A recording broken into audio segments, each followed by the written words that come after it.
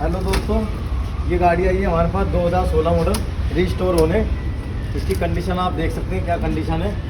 चारों तरफ से इसकी कंडीशन, टंकी उंगी सब पिचकी हुई है इसकी चारों तरफ से। इधर देखो ये टंकी पिचकी हुई है। इसको हम रिस्टोर कर रहे हैं पूरी।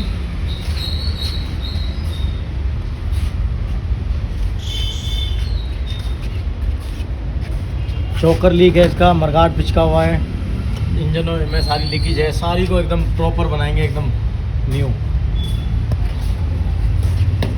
तो फ्रेंड मिलते हैं फिर आपको कुछ देर में।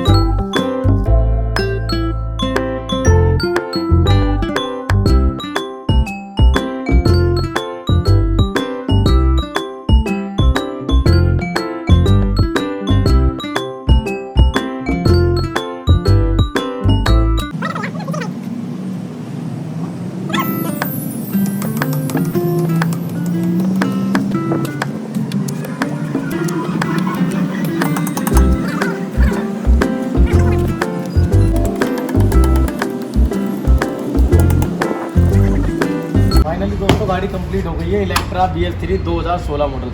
इसमें बफिंग करवा दी थी हमने, ये पेंट पूंट करवाया था, ये सारे स्टिकर नए डाल दिए इसके, indicator, tail light, number plate, इधर ये सारी चीज़ क्लीन होगी वगैरह करा लगी है। ब्रेक पेडल नया डाला है, फुटरेस्ट की आर्म, लीवर, हैंडल, हेडलाइट, अगला मरगाट, ये सब चीज़ नहीं डाली है। अब देख सकते हो आप गाड़ी की लुक कैसी है। लाइक करें, कमेंट करें, सब्सक्राइब करें और शेयर करें।